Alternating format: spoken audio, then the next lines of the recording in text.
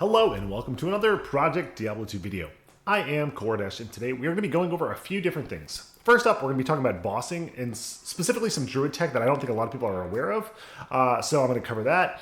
Next up, we're going to talk about duo and trio setups, specifically builds that synergize really well and they're just fun to play. And finally, I'm going to go with some league starter recommendations. Anyways, let's get into it. All right, let's go ahead and talk about bossing. So it's not something that I really do very often. It's not something that I'm interested in.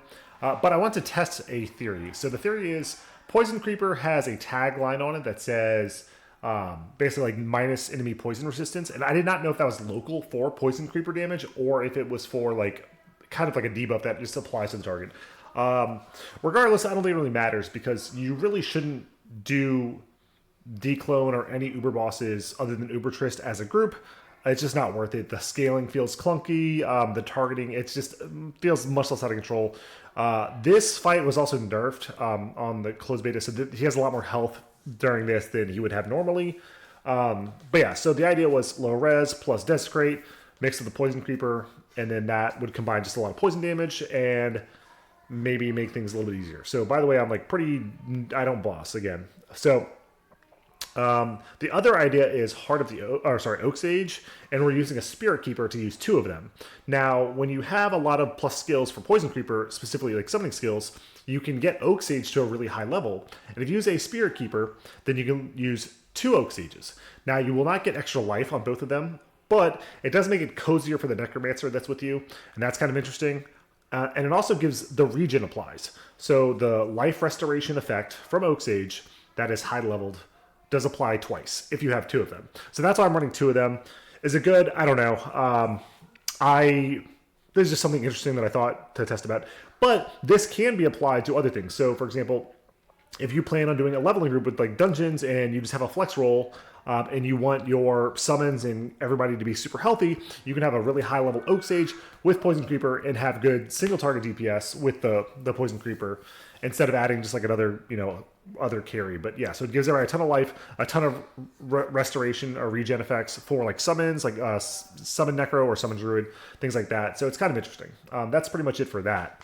All right, next up, let's go ahead and talk about duo and trio combos, specifically builds that get much better when you actually build around a small party or group instead of just running solo builds.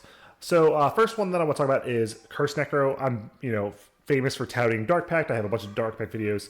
I have a sub 30-minute clear on T4 Dungeons solo with the Dark Pact Necromancer.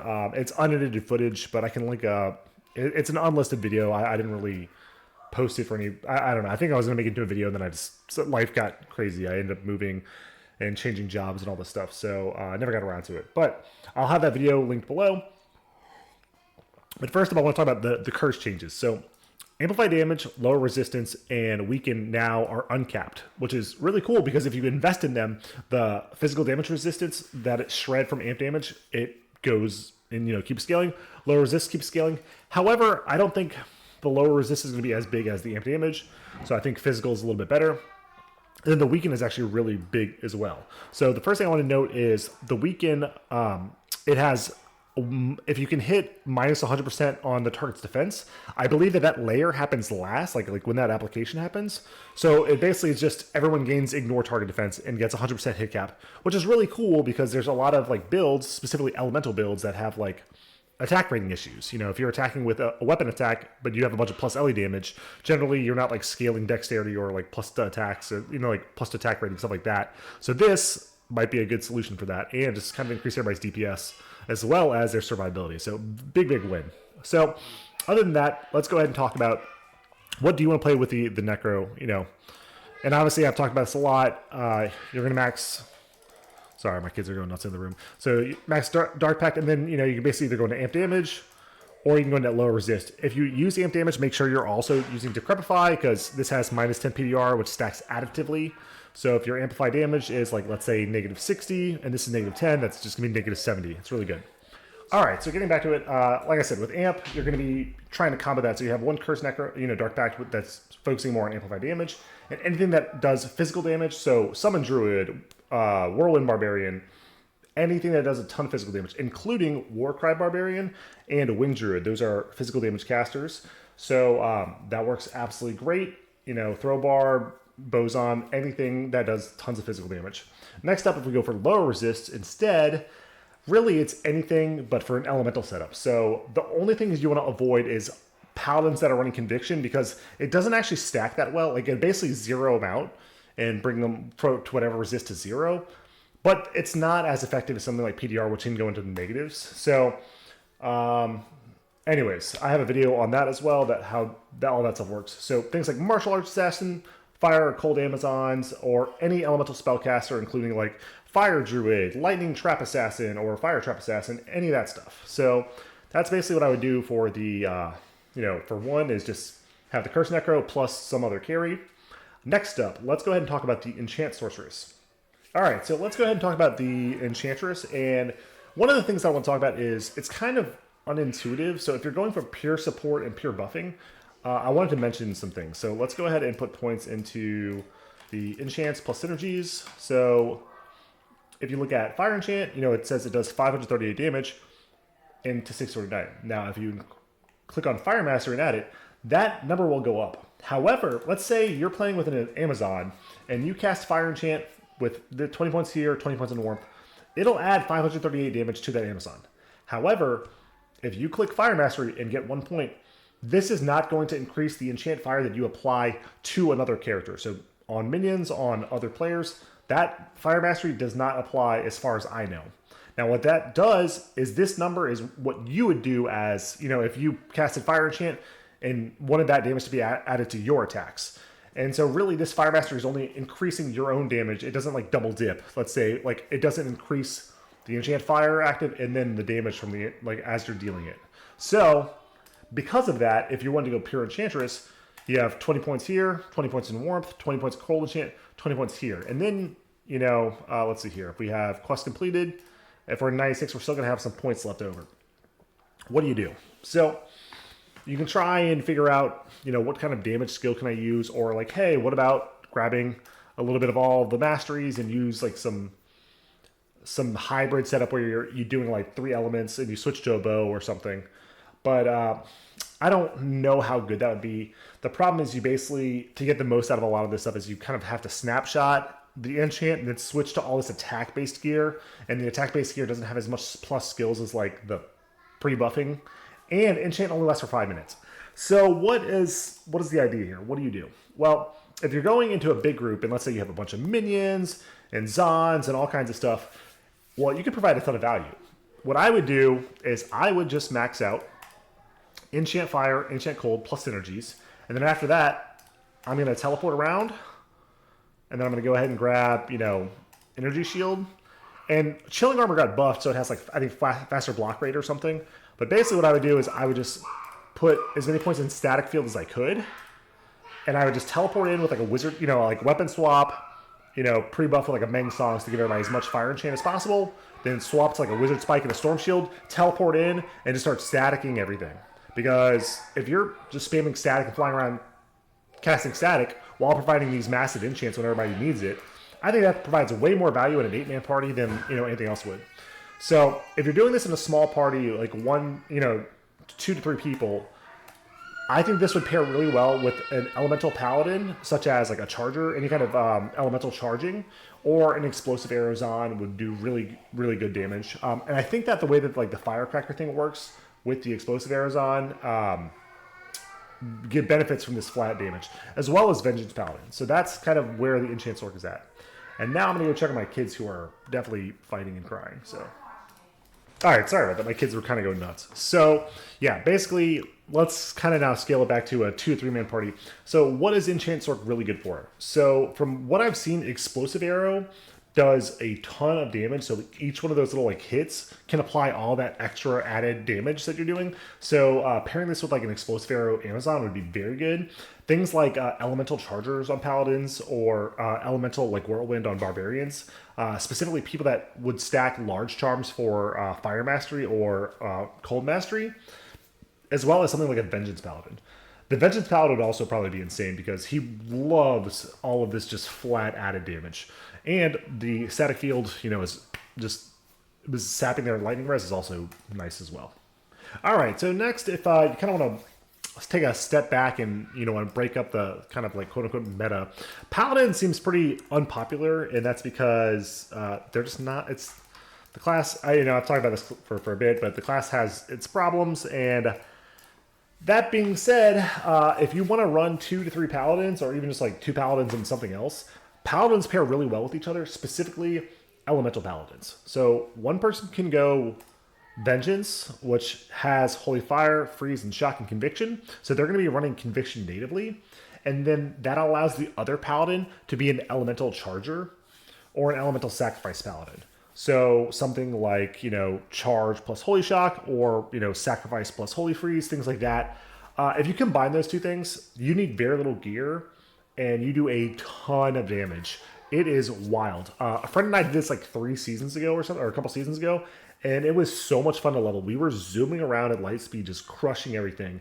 Now, our survivability was a little bit scuffed, but it was very, very fun. So I would highly recommend, if you want to just kind of like be silly, I would go to some, some elemental stuff with one person going Conviction, the other person going some kind of Holy Freeze, Holy Shock, or Holy Fire with either Charge or Sacrifice. Those are kind of your 2 options there. And just kind of have fun with it. So if you want to take that's my breakaway from the meta pick for duo and trio. All right, so next up, we have some honorable mentions, and that is the Warcry Barb. So if you have anybody playing any build, if you have a Warcry Barb, they're going to benefit. And the reason for that is because Warcry gives Battle Command, which is either enhanced damage or +3 to skills. So, Sorceress cares about that. On top of that, Grim Ward for attack rating and damage. If you're playing with summons, that's big, big value. Things like Battlecry to shred PDR. If you're playing with some kind of, Necromancer that's already casting amplified damage, this stacks additively as well. Really, really good. Battle Orders, if the Sorceress is teleporting around, Battle Orders makes the Sorceress really safe. Or it makes the summons much tankier and be able to survive longer. So really, if you add a Warcry Barb to any 2-man, 3-man, 4-man party, it's always going to be so much value. So that's pretty much it for kind of like duo, trio setups like that. Another honorable mention is always the Druid, because Druid gets Oak Sage, and Oak Sage is really good. Heart of the Wolverine is also very good. And these tanking minions, having some kind of beefy front line keeps the party safe. That's also very, very good. 1 point in all of the vines is a really good way to also restore health and mana to the group, so that's fun as well. All right, so that's basically it for that segment. Now we're going to talk about League starters and kind of the different game phases. So for League starters, I like to kind of think of different phases as 1, you're leveling up from normal Nightmare to Hell. 2 is early Hell farming, so like you just got into Hell and now you're doing pits. Or maybe you got lucky and got all the way and killed Bale and now you can do cows. 3 is streamlining your LOD content. So now you're farming Chaos on repeat. And it's kind of you're just farming LOD to gear up before you start mapping. Phase 4 is your early game mapping. So now you can do tier 1 mapping, maybe tier 2. And then the tier 5 would be like late game mapping. And then after that would be like tier 6 would be like dungeons, which is what video we have playing right now, or doing dungeons or bosses. So as far as class recommendations, first off, if you want to play in Amazon, go just watch Lawlsuit. I had a Strafe Boson guy, but that was more as a controller build and not really as a League starter. I didn't tell anyone how to like level it up or do anything. Just go watch Lawlsuit. He has tons of summons on videos. He very, very knowledgeable. As far as Assassin, my pick would always be to start with Mind Blast. And then transition after Mind Blast into a Whirlwind Assassin, because you can basically farm Chaos Sanctuary very early with Mind Blast, and then after Mind Blast, you then go get like 1 Ohm Rune, figure out how to get that, and as soon as you get that, then you can get, become a Whirlwind Assassin, and then once you're a Whirlwind Assassin, you can either go for Fizz or Venom or whatever. I don't know, there's lots of guides on that. I haven't done it personally, but it seems very effective on just getting that Whirlwind set up. So that's really good. For Barbarian, here we go. Early game, Warcry Barbarian is fantastic for leveling and for group play. So if you're leveling with a group, just go ahead and lock that in. It's way better than like any of the attack-based builds. If you're leveling solo, I don't know. Good luck. But later on, you can swap to, in my opinion, I would go either Throw Barb or some kind of budget bleed setup. There's a lot of open wounds budget setups with like 2 throw or things like that. I don't really like open wounds, but I'd probably just stay Warcry until it's time to go for throw or whirlwind or whatever you're trying to do. And one tip that I would have for the Warcry Barbarian is the Nausea set in AJ. That set gives you teleport, And that whole set itself is really, really good early on. Once you have that and some skillers, you can really start doing some early game mapping, and it's good progression. All right, so next up, Druid. For Druid, really, there's only two options in my opinion. You have the Summon or the Wind Druid. So Summoned, everybody knows about. I've got some guides on it. But for Wind, I would suggest going Wind. And the reason why I like physical casters, specifically Warcry and Wind Druid, is because all you need is an amplified damage proc. And you can get that for free from an Act 4 Dark Mercenary, and then you're just off to the races. Like, you're good. So, yeah, I would highly recommend Summoned or Wind. That's basically it. Yeah. All right, Necromancer. Next up is Necromancer. Pretty much the only way that I would do this is I would either play fully in a group and go for Dark Pact, which is, you know, a little bit scuffed. But instead what you could do is do what wheatsolo says, and he is like literally the Necro god. So go check out his stuff. He's great. He's got awesome kind of like podcast theory crafting videos. It's really good stuff. So he suggests going Skeletal Mages into Revives and Low Resist. I think that that is really, really powerful and really, really good. You know, if you grab like Grimace Burning Dead Scythe plus, you know, a full inventory of skillers, you could probably map really easily. Is it going to be the fastest mapper? Absolutely not. But, you know, if you want to stay a summoner, you can use that gear and then switch to like Fire Golems or, you know, whatever kind of build you want to do. What I would personally do is I would start with the Skeletal Mages Revives Low Resist, and then I would transition into Corpse Explosion, because I think Corpse Explosion is just really, really powerful and not many people are playing it. That build is really, really strong. All right, Paladin. So the way that League start Paladin is you go Holy Bolt early, and then after that, I would transition personally into a Holy Sacrifice, because I think that's going to be a little bit faster than Holy Bolt / Fist of the Heavens. And Holy Sacrifice, I think Juxtaposer had a little bit of information on that on one of his videos. Go check him out. He's got a ton of awesome information. But yeah, that's what I would do if I was starting Paladin. Sorceress. So really just pick your favorite. Meteor is the only like dual element with physical and fire, I think. So that's always a good choice. But if you wanted something else, you would have to just pick whatever one you want. If you want to do lightning, you're going to be farming Arcane Sanctuary. If you want Blizzard, you'll probably be doing cows. You know, depending on what you pick, it's going to limit what you can farm for early LOD and even for maps. So just pick your favorite and go for it. All right, so that's pretty much it. That's all I've got for you. We had some Druid bossing experiments and kind of tech, and then we talked about some duo and trio setups. We talked about League starting different classes, and that's pretty much it. If you have any questions for me, you know, you leave them down in the comments below. I'm excited for the next season. I do have to wrap up some stuff that I was working on Path of Exile first. I'm like 99.5. I need to get to 100. But yeah, that's it. See you next time.